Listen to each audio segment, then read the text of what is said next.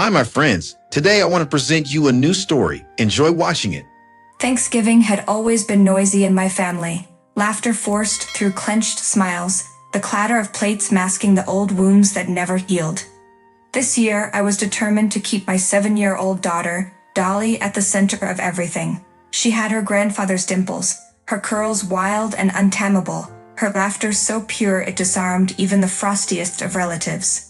When the photographer sat her in the middle of the family group, I thought, just for a fleeting second, that maybe she belonged here after all.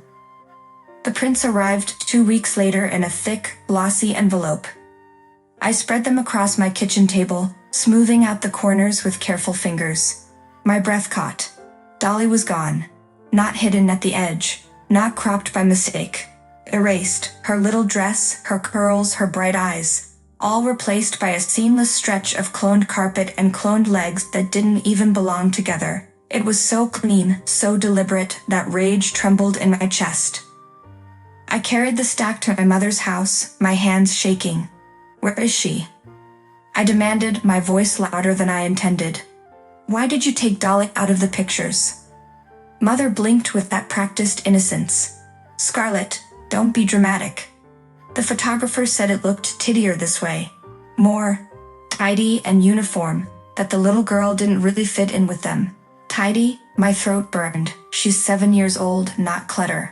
She's my child. Abigail, my sister, leaned against the doorway, smirking. "Don't start, Scarlett. She just doesn't fit the picture, that's all." Her words hit harder than a slap. I looked between their faces, searching for someone, anyone, who might admit the cruelty of it. But all I saw were calm, satisfied eyes, as if erasing Dolly from memory was the most natural thing in the world. That night, when Dolly asked why she wasn't in the photographs, I couldn't answer. I pulled her into my arms and whispered, "You're my whole picture, sweetheart. The only one that matters." She nodded, but her tears soaked my blouse, and I realized she already understood more than she should. That her own family had decided she didn't belong.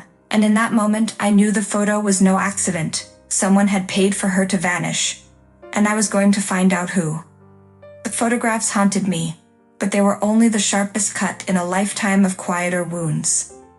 I had always been the one in the background, sweeping floors before guests arrived, cooking holiday dinners, while everyone else toasted in the living room, smoothing quarrels, biting back tears. My family called it helping. I knew it for what it was, servitude. Abigail never lifted a hand. She was the golden one, new cars, tuition covered, vacations paid for with money my parents swore they didn't have when I asked for help. When she wanted to study abroad, father sold a piece of land. When I needed rent after Dolly's birth, he told me, "You must learn to stand on your own feet." I still remember one winter night when the heating failed in my apartment. Dolly was barely 3, shivering in her little pajamas. I called my mother, begging. "Just until morning. Could we stay?" Her answer was sharp, swift. "We don't have the space. Abigail's friends are visiting." I hung up, pressing Dolly closer, rocking her against my chest, whispering promises through tears I tried to hide. Promises I had no idea how to keep. And yet, year after year, I kept showing up. I cooked, I smiled, I held the family together with invisible stitches they never acknowledged. Perhaps that was why erasing Dolly from the photograph cut so deep. It wasn't just my child they had erased, it was me. One evening, as I washed the dishes after another family gathering, Abigail passed by, her perfume stinging my nose. She smirked. "You're good at this, Scarlett. Maybe you were just meant to serve." Her words struck a vein already raw. For the first time, I looked at my reflection in the kitchen window, not a servant, not a shadow, but a woman simmering with anger. Something inside me whispered that the photo was only the beginning, and that soon everything would break. I didn't expect him to notice. My grandfather, Harold, was a quiet man, a shadow at the edge of family gatherings. He rarely raised his voice, rarely interfered. But when he saw Dolly's absence from the family cards, he didn't ask questions. He simply looked at me, his old eyes clouded with hurt. "Where is my great-granddaughter?" he demanded one evening at the dinner table.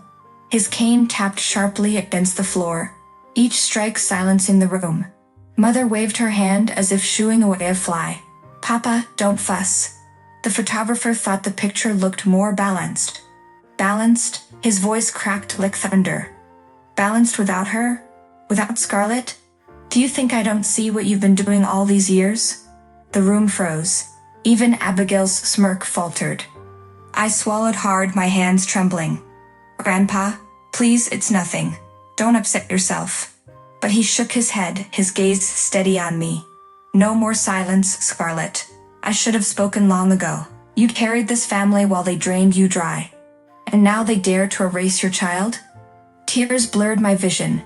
It was the first time anyone had said it aloud.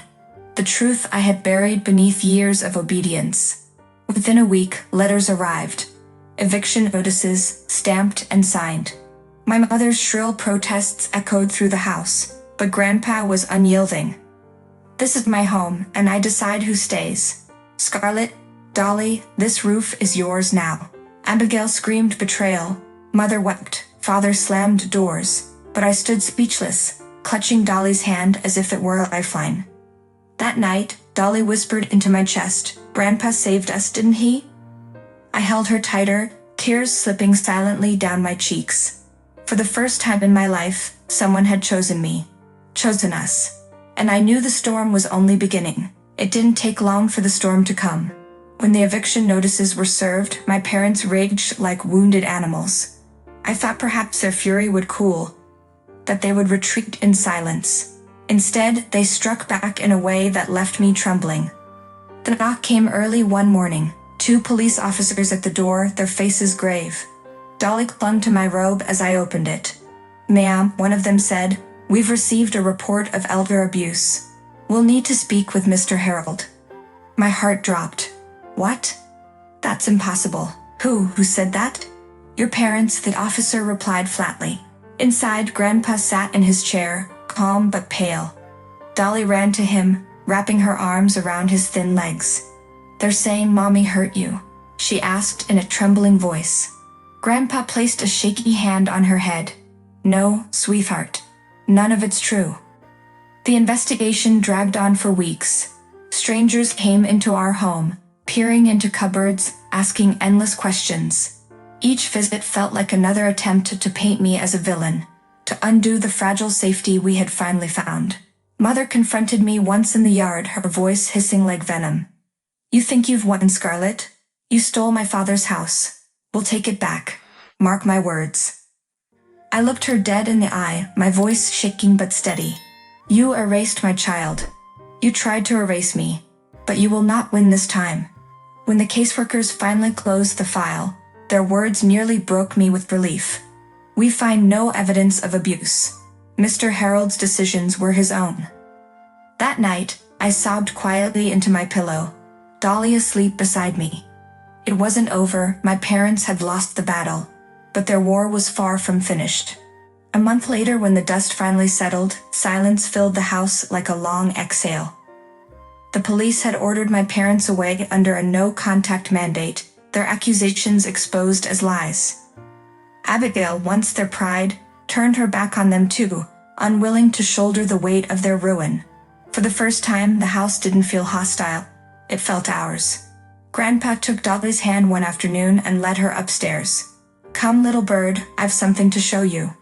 Behind the door of a freshly painted room waited a small bed dressed in soft quilts, shelves lined with books, and a window that spilled golden light across the floor. Dolly's eyes widened. Is this for me? For you, Grandpa said with a smile.